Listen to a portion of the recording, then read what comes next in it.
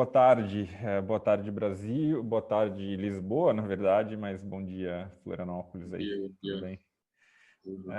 Antes de tudo, muitíssimo obrigado por mais uma vez. A CEPAC tem sido um ótimo parceiro aí nosso nessa divulgação de conteúdo e multiplicar essa mensagem de melhoria de eficiência e esses papos que a gente aprende bastante. E acredito que para quem assiste também é super valioso. Outros gerentes fabris de outras fábricas de embalagem, outras operações ao redor do mundo todo. Então, é super valioso, é muito nobre essa decisão de compartilhamento. Eu acho que vocês têm isso no DNA também, e eu aprecio demais isso. Eu acho que a indústria precisa de mais cases assim. Então, antes de tudo, muito obrigado aí pela participação. Claro. Sou Augusto, né? Sou diretor de operações aqui da CEPAC, mas estou envolvido com manufatura já faz aí 15 anos que eu estou, desde a parte de processos, gerência de produção. Então já estou em manufatura há um certo tempo aí. E como se falou, a gente desde o início sempre buscando eficiência, né? Sempre buscando melhorar, sempre buscando, seja via equipamentos, é uma maneira de você conseguir eficiência também, né? Investir em bons equipamentos robustos, mas não só equipamentos, né?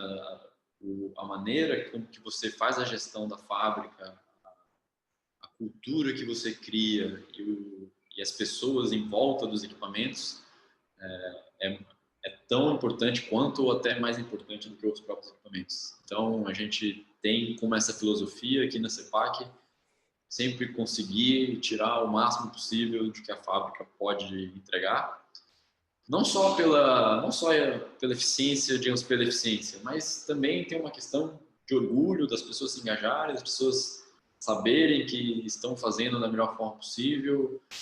É uma cultura saudável de você estar fazendo as coisas bem feitas. Assim. Uhum. Sim, sim, e isso é super legal, né? Eu acredito bastante que se fala muito em indústria 4.0 e tudo mais, mas as pessoas estão no centro dessa indústria 4.0, né? Desse movimento, não os robôs, né? E todo esse atingimento da eficiência ele não acontece sem trazer as pessoas para dentro também, sem uma cultura nova, sem um mindset diferente, né? E assim, eu acredito que existe uma sequência, né? Você não pode atropelar muito, você não pode às vezes se deixar seduzir pela manufatura 4.0, pelo todo o marketing que essa filosofia apresenta. Você não pode seduzir e colocar isso antecipadamente dentro do teu fluxo, dentro do teu processo, da tua indústria, porque as pessoas é o foco. Se as pessoas, se já não estiver estabelecido uma cultura de eficiência, uma cultura de engajamento, de melhoria contínua, porque a manufatura 4.0 é uma ferramenta. Então, você não pode entregar uma ferramenta para quem não está nem ainda acostumado a... A pessoa tem que precisar fazer um furo na parede para você entregar uma furadeira. Se a pessoa não está olhando para a parede, o que adianta uma furadeira não mudar? Então, e esse processo a gente respeitou aqui na CEPAC, a gente se preocupou muito no início em colocar a manufatura enxuta como realmente uma filosofia, no Lean Manufacturing, e para a base da filosofia, estudar os nossos processos, estudar os gargalos, estudar todos os setups, onde é que estão as perdas, e tudo isso focado muito na cultura no início e pouco nas ferramentas. Então, tudo era anotado em papel, tudo era conversado, tudo era planilhado. E aí você vai trabalhando isso, vai mostrando para as pessoas que trabalham na fábrica a importância disso. Eles vão começando a participar. Tem que ter muita resiliência no processo, tem que ter muita transparência, humildade, né? Porque você, como gestor fabril, às vezes você fica naquele dilema, né? Se você aprofunda muito, você vai descobrir coisas ali que vão fazer você ficar de cabelo em pé, mas não tem outro jeito. A verdade é que vai te fazer crescer. Se você não tratar a coisa, o número cru e verdadeiro, você deixa de capturar as oportunidades de melhoria. Né? Então, você tem que ser duro, né? E você tem que ser profundo no processo, né? E as pessoas junto, não duro com as pessoas, mas as pessoas como ferramentas, como o centro disso tudo, mas você tem que ser duro com o processo mesmo, de você entender onde é que está tendo as perdas e se desafiar a procurar essas perdas. Isso demora, isso não acho que essa filosofia não se implementa, né, do dia para a noite. Tem cada etapa, cada nível da organização tem o seu processo de maturação, né, de internalização da filosofia. Então, a gerência demora um tempo, o coordenador de produção demora um tempo, o operador vai demorar um tempo, cada um com seus medos, cada um com seus desafios para assimilar toda essa filosofia. Mas quando todo mundo assimila, quando todo mundo enxerga que o processo é para melhoria contínua, que nós não estamos buscando culpados, nós estamos buscando oportunidades de melhoria, oportunidades de deixar o processo ainda mais redondo, aí você entra num ciclo, numa engrenagem, onde o ganho é pessoal, satisfação, engajamento, produção, financeiro, até virar uma real vantagem competitiva da organização como um todo. E isso vai refletir em todos os resultados econômicos da empresa, vai refletir na satisfação do pessoal na fábrica, se multiplica. Mas tudo é uma sequência. Se você não pode se seduzir pelo final e começar pelo final, não funciona. Aí é aquela coisa, né? Se as pessoas não estão engajadas, elas, de certa forma, vão boicotar. O gerente, às vezes, quando você coloca uma métrica aqui que a gente usa, o nosso principal indicador é o EE, e o EE é uma métrica que é uma métrica global, mas que você pode ter o seu, digamos, o EE, você pode classificar as suas perdas, você pode classificar o seu setup de uma forma, de outra. A gente tenta usar esse OEE da maneira mais real possível. E os primeiros números que aparecem são duros. Você, como gestor de fábrica, vai encarar ali um OEE de 40%, 45%, significa que o investimento que o acionista colocou, você está entregando de volta só 40%. Choca.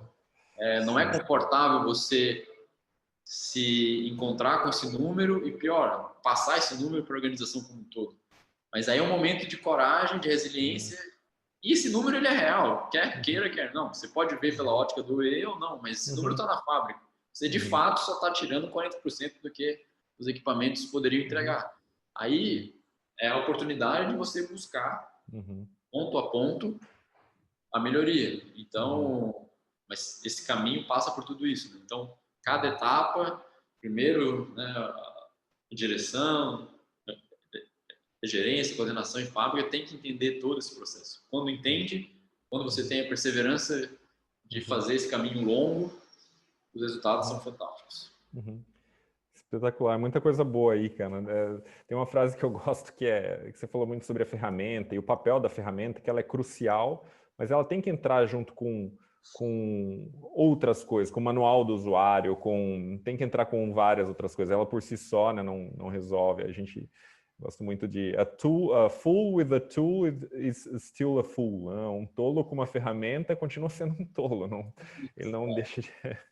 E é tipo a necessidade. Você tem que deixar de alguma forma a necessidade aparecer, gerar a necessidade. Então, quando você implementou o sistema, o pessoal entendeu a cultura, o pessoal está perdendo um certo tempo em fazer anotação de dados. Assim, as pessoas já não burlam de os dados, as pessoas buscam os dados verdadeiros, as pessoas estão comprometidas com aqueles dados, porém tem ainda o desconforto e o trabalho braçal de fazer toda uma consolidação de dados de papel para planilha e consolidação. Mas aí a necessidade está clara, mas você passou pelo processo de compreender que os dados são importantes, ver a necessidade, ter aquela custódia mesmo daquelas informações, aí a ferramenta entra como ferramenta. E aí todo mundo abraça ela como ótimo, sabe? Ninguém vai querer boicotar, ninguém vai querer... Não, as pessoas vão se esforçar para fazer a ferramenta funcionar. Você bota uma ferramenta logo no início, onde as pessoas não são tão, digamos, cuidadosas com os dados, com os processos, eles vão ver a ferramenta não como uma ferramenta que ajuda. Vai ser mais uma coisa para ele interagir que ele não está vendo a necessidade. Uma coisa que a gente vê acontecer de vez em quando, não sei se foi o caso da CEPAC, mas quando quando a gente implementa um sistema de apontamento em tempo real e tudo mais, e com a transparência de informação, eu totalmente de acordo, assim, essa transparência de olhar para os dados sem medo, né? Porque tem a síndrome do saldo negativo, né? Que é, você não quer olhar a conta do banco quando você sabe que está negativo. Você fala, não, eu não entro, não vou acessar o aplicativo se eu sei que está negativo. Não quero olhar para aquilo, porque dói. Ainda ninguém abre. Ninguém abre a carteira de ações. Então, ter essa transparência é crucial, assim, eu acho que ela é chave. E eu acho que um ponto onde a gente vê a ferramenta gerando um engajamento num processo que às vezes não conseguiu se estabelecer com papel, onde às vezes ele consegue ajudar quando você tem um time de operação que não consegue dar vazão para conhecimento que ele tem da fábrica. E eu vejo que muito time de operação tem muita dificuldade de explicar o que aconteceu. Eles estão trabalhando que nem malucos o dia todo, correndo atrás das coisas, e quando chega no fim do turno, vem o líder de turno ou vem o gerente de produção e fala, e aí? Por que não produziu? E ele não tem a menor condição de explicar porque ele ficou correndo. O papel dele é operar a máquina, consertar quando a coisa quebra, fazer o setup. E daí chega no final do turno e ele fala, puxa, esqueci de anotar tudo. E daí ele anota e aquilo gera uma tensão nele de falar assim, eu vou colocar qualquer coisa aqui. E ele coloca qualquer coisa não por maldade, não por malícia, mas porque ele fala, cara, eu não consigo explicar, eu não sei explicar. Então, quando vem um sistema e ele não recebe nada de volta, esse é o segundo ponto, que ele dá a informação e ele só recebe pancada quando algo não vai bem, assim. Então, o que a gente vê é que, às vezes, ajuda no processo de adoção, de processos, ter essa informação em tempo real, onde ele consiga dar vazão, porque ele fala, opa, eu preenchi algo aqui, eu disse por que a máquina estava parada, e eu vejo imediatamente que aquilo está disponível para todo mundo, no monitor. São coisas super simples, né? De ver a informação num dashboard, ele fala, opa, isso está sendo utilizado para alguma coisa. Não é só mais um pedaço de papel que vai acontecer alguma coisa que um dia, quem sabe, vem alguém me reclamar aqui que as coisas não foram bem, né? Então, acho que a ferramenta, no processo de atingir transparência, ela ajuda bastante nisso, de falar, ok, eu ajudo o operador a entregar aquela informação que ele tem, que ele já tem conhecimento, mas que ele não tem banda mental para realizar aquela atividade no dia a dia, né? Não, com certeza, com certeza. E também, uma coisa que você falou que é importante é o retorno, né? Então, aí esse retorno também conversa com a cultura e a estrutura, né? Então, a ferramenta é um excelente diagnóstico. E o diagnóstico, aí, quanto melhor o diagnóstico, quanto mais redondo o diagnóstico, ou até dando insights que você, manipulando planilhas, não vai conseguir ter. Então, o diagnóstico vem para um time de melhoria, já com Pareto, já com prioridades, já com impacto. E daí o time de melhoria olha esses dados e aí tem um retorno mais rápido ainda para a fábrica, para aquele operador, porque o operador, ele quase todo o tempo ele é solução. E dependendo da maneira como você trata o assunto, ele fica na posição de réu. Né? Por que você não rodou? Por que você não entregou? Cara, o cara vem trabalhar, de grande maioria deles vem trabalhar para entregar. E aí não rodou porque a máquina estava mal ajustada, problema de manutenção, problema de especificação de produto, um problema... Em 90% dos casos, o problema está fora da mão do operador. E aí, com esse diagnóstico e essa análise feita por um time que já está estabelecido pela cultura da melhoria contínua, retorna para a linha a solução, retorna para a linha um procedimento novo, retorna para a linha algum investimento novo. E aí o operador começa a falar, opa, olha só, aquela dificuldade que eu tinha de ajuste, eles reformaram essa parte aqui do equipamento, ou trocaram, ou fizeram um novo procedimento operacional mais simples, e a minha vida está mais fácil, eu começo a entregar aquilo que eu deveria entregar. Isso dá satisfação para o cara instantânea, porque o cara vem trabalhar para entregar. Isso é claro, assim. Aí você sai dessa condição, você tira o operador da condição de réu, e ele vira uma peça fundamental na busca da solução, para implementar a solução. E aí você começa a criar esse jogo. E a ferramenta dá muita agilidade para isso. Ferramenta da, como eu falei antes, né? Já traz análise mastigada para o time de engenharia, de melhoria, que já retorna mais rápido os operadores e às vezes, dependendo do problema, nem vai para o time. É a tal, aí a informação já fica ali no chão de fábrica e o próprio líder de produção já tem condição de observar os relatórios que a ferramenta entrega, vai dizer, poxa, aqui a gente poderia ter feito diferente, deixa eu chamar o time, no final do turno vou fazer uma reunião aqui, e ele mesmo já se organiza, aí você vai gerando um empoderamento, uma sensação de dono daquelas pessoas, daquela linha de produção. A fábrica, aquela linha é como se fosse uma fábrica, que aquela fábrica é dele. E aí você linka isso com a cultura e aí você começa a ter várias mini fábricas dentro de uma fábrica. E um exército de melhoria contínua, né? Em vez de centralizar, você descentraliza a melhoria contínua, né? Em vez de ter um engenheiro, não, deixa eu tomar decisões, deixa eu tomar... Não, você passa a ter um exército de... Você inverte a cobrança, inclusive, entendeu? Você inverte a cobrança. Antes, às vezes, o pessoal de melhoria corria atrás dos operadores para fazer alguma coisa e os operadores ficavam aquela discussão, esse pessoal aqui não entende a minha rotina, quer que eu faça isso, quer que eu faça aquilo, e aí gera esse conflito. Quando você começa a empoderar as linhas de produções, quando você começa a gerar essa cultura, aí é o operador que tem posse de informações e de relatório, tem posse de dados, sabe aonde é que está o problema, aí o operador que vai bater na porta da engenharia e dizer, cara, eu preciso de uma solução para isso, eu preciso de uma ajuda para resolver isso, porque ficou fora do meu escopo. E aí você inverte, porque o cara é dono agora, ele quer entregar, ele quer continuar entregando bem. E aí a sua engenharia vira, de fato, suporte, vira, de fato, um time que vai apoiar na solução, e não mais um time que fica correndo atrás, pedindo, pelo amor de Deus, porque os operadores façam o que eles calculam. E outra coisa, façam o que eles acham que será a solução. Quando a solução vem de quem está no pé da máquina, a assertividade da solução é muito maior também. Perfeito. E as conversas mudam, né? Em vez de... elas deixam de ser por que não rodou e o que aconteceu, porque isso já está respondido quando você tem um processo. Essas duas perguntas que são as mais frequentes numa fábrica não processualizada, que não tem uma ferramenta de leitura de informação, ela deixa de ser. São as duas, por que não rodou e o que aconteceu? Você tira essas perguntas da mesa e elas passam para o próximo estágio. É o que a gente faz com isso, né?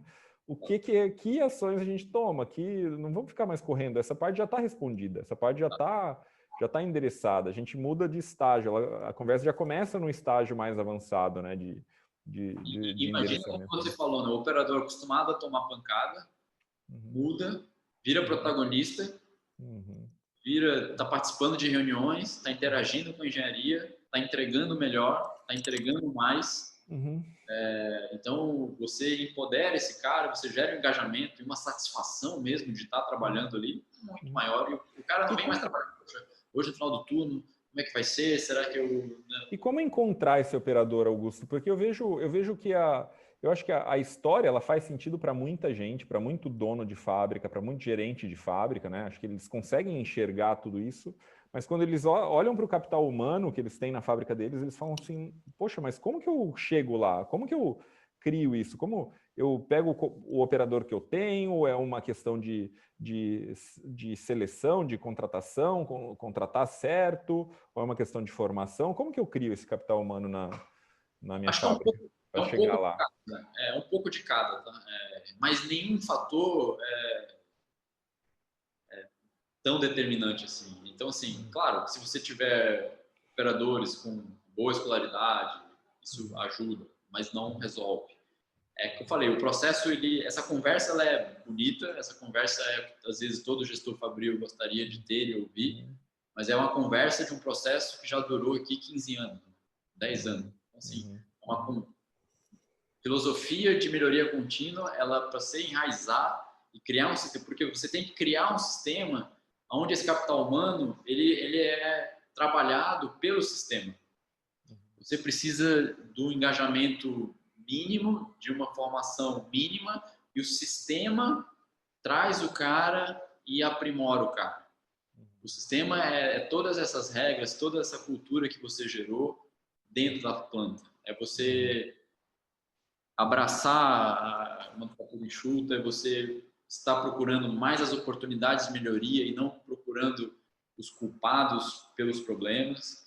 Todo problema é uma oportunidade de melhoria, é você entender dessa forma, e aí as pessoas se sentem mais acolhidas, as pessoas perdem esse medo, as pessoas se sentem convidadas a participar da solução. Quer queira, quer não, alguém que está operando uma máquina por 3 anos é possivelmente a pessoa que mais entende e sabe dessa máquina, independente de qualquer outra questão.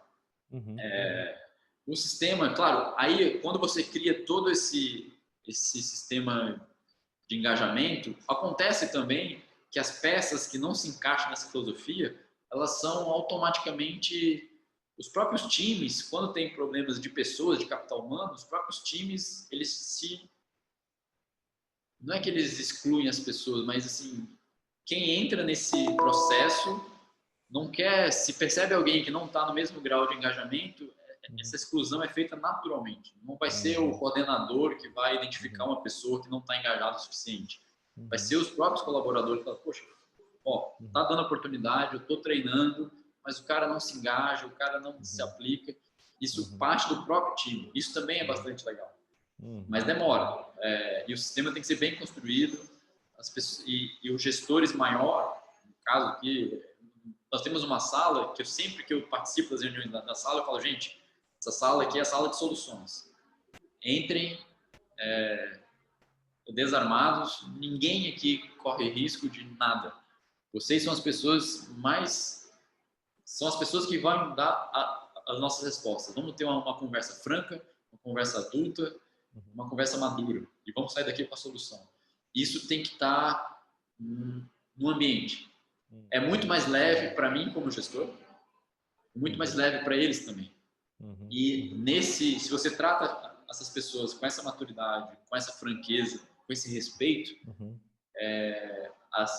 você está colaborando para esse sistema como um todo. Então, não cabe mais o malandro, o realmente malandro, o cara que realmente não quer fazer mesmo. Assim. Esses caras eles começam a sair pelo próprio grupo, porque nós estamos tratando com respeito. E aí você tem legitimidade para cobrar o respeito de volta, que é o engajamento, né? Que é você querer fazer a coisa certa. Nós não estamos cobrando que o pessoal resolva o problema, a gente quer que eles se preocupem com o problema e tragam o problema para a superfície para tratar.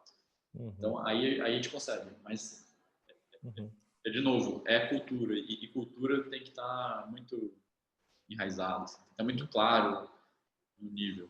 Muito bom, muito bom. Augusto, alguém que estivesse no começo da jornada agora, que fala, poxa, eu queria ter minha fábrica mais na mão, eu queria ter indicadores melhores para saber onde melhorar a eficiência. Vocês tiveram esse ano o melhor ano da história, né? O ano que acabou agora, melhor ano histórico da CEPAC. Então, vocês veem ainda, mesmo com 15 anos, vocês têm conseguido ainda crescer em eficiência, crescer em performance. Quem está no começo da jornada, independente da idade da fábrica, mas que sente essa necessidade de ter isso, alguns conselhos, algumas dicas de como começar, do que fazer, de como começar essa jornada, de como abraçar essa jornada? Sim, assim, primeira coisa, se você está com essa, poxa, eu queria minha fábrica melhor, então você tem que ter aquele alinhamento de ser o mais honesto possível. Então tá, como é que está a minha fábrica? Sem medo, assim, vai ver o saldo negativo mesmo. Então, primeira coisa, você tem que abraçar a situação atual da sua fábrica. Você tem que ser franco com você mesmo, honesto com você mesmo. Porque senão você não vai resolver um problema que você está escondendo o problema. Você tem vergonha de encarar o problema. Uma dica que eu dou também é assim, faça um processo incremental. Não saia com eu acho assim, ó, 2 ou 3 indicadores. Eu já acho 3 indicadores para o início muito. Eu acho que 2, se duvidar até 1.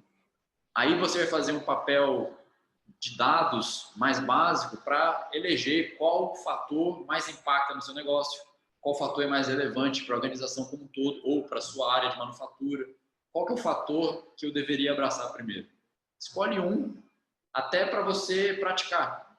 E aí, nesse convida esse grupo tem uma conversa franca com um grupo de pessoas, compartilha para eles essa visão futura, cria esse objetivo comum com eles. Pessoal, porque assim, eles vão trabalhar também, a fábrica é do gestor, a fábrica é das pessoas também. Gente, vamos aqui nesse fator aqui, esse indicador, foto é essa, sem julgamentos na hora de falar dessa foto, vamos mudar essa realidade? Vamos criar esse caminho? E a partir daí focar naquele indicador que você elegeu, naquele mais relevante, e que poderia ser tempo de parada, reduzir tempo de parada, aumentar a produtividade do turno, reduzir refúgio, nessa linha, ou o próprio EE, nessa linha, indicadores como esse. Por aumentar o EE, e no diagnóstico nosso, a gente percebeu lá no início que os nossos setups eram muito ruins.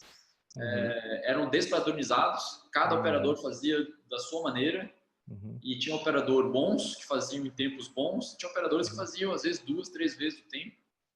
E isso deixava a fábrica muito ineficiente. Então, entre perdas, entre refúgio naquele momento, que não era bom também, mas o tempo de máquina parada também era péssimo, isso gerava na cadeia atraso de entrega no cliente, gerava má utilização do equipamento, tudo isso. Então, vamos eleger, como a nossa fábrica, nossos equipamentos são bastante modernos, nossa hora máquina ela é relevante para a gente queria entregar mais. Olha, nós já ganhamos, hoje a fábrica tem 7 linhas de produção, mas nós já ganhamos umas 2 ou 3, eu brinco assim, ó, nós ganhamos 2 ou 3 linhas fazendo padronização de setup, fazendo Lean, fazendo TRF, atacando mesmo. E aí a franqueza, né? Aquele grupo pequeno de operadores, bom, vão medir os setups. E aí a transparência, e aí o grupo entender o objetivo comum, porque alguém, de repente, você pode, hoje em dia está super simples, né? Você pega um celular e filma. Na nossa época, a gente precisou de umas câmeras até especiais, assim, né? Lá em 2005, 2006, você não tinha smartphone, não era tão fácil filmar alguma coisa em slow motion. Hoje tem problema, o cara filma em slow motion, você pega exatamente o problema. Há 15 anos atrás, não se fazia isso. Enfim, mas você pega aquele grupo e com muita franqueza e maturidade fala, gente, vocês que vão resolver, nós vamos sair daqui e vamos para lá. Se a ideia as ideias não tem dono, nós vamos escolher as melhores ideias para setup. Vamos fazer aqui uma semana Kaizen, vamos conversar sobre setup, vamos escrever tudo. E aí engaja, faz um de cada vez. Se você tem várias linhas, faz um indicador numa linha e faz esse modelo. Faz as outras pessoas começarem a olhar para aquela linha e falar, opa, estão fazendo alguma coisa especial naquela linha ali. E aí você traz para todas as linhas. Abraçar tudo ao mesmo tempo, eu particularmente acho sempre um risco grande.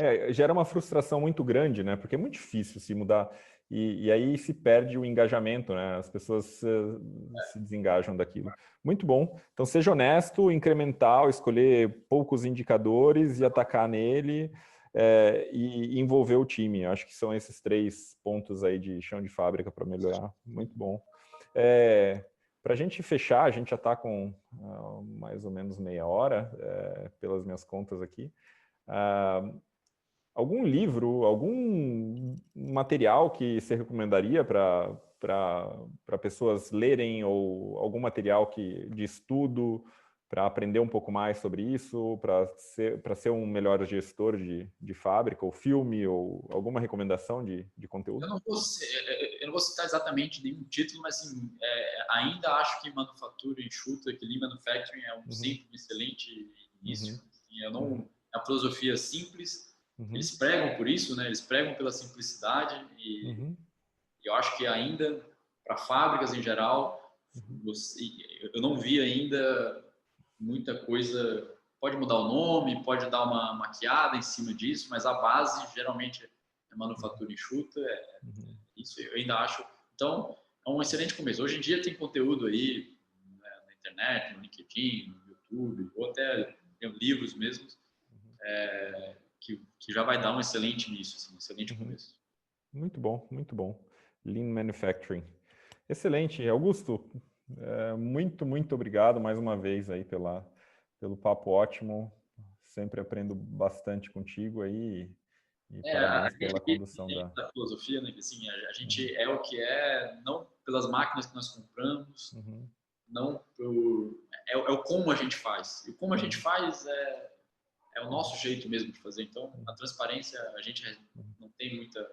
A gente tem uma visão bem diferente em relação a isso. Então, eu acho que esse mundo de manufatura precisa mesmo trocar ideia, precisa trocar experiência, trocar, né, padrões para a gente crescer como um todo. Né? Acho que o desafio de ser mais produtivo, ele não é só econômico, né? Ele passa por ser mais produtivo, passa por sustentabilidade, passa por menos desperdício, passa por você gerar mais, digamos, consumindo menos, né? Eu acho que mais do que nunca é isso que a gente precisa, né? Aí uma visão mais abrangente. Uma fábrica eficiente perto de uma fábrica ineficiente é um motor elétrico perto de um motor diesel, né? V8. Então, que tipo de carro você quer rodando na sua vizinhança, né? Que tipo de... Exatamente. Então, assim, você ser eficiente hoje já deveria ser né, já é um compromisso não só seu, econômico, da sua empresa, mas é quase um compromisso de cidadão. Você tem que ser social, eficiente. Muito bom. Ótimos insights.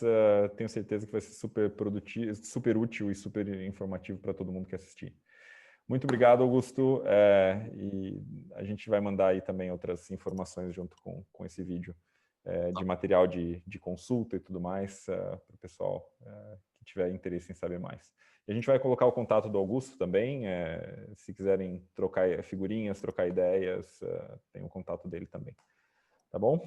Augusto, muito obrigado. Obrigado, pessoal. Obrigado a todo mundo que assistiu aí. Um abraço. Obrigado pela oportunidade de conversar.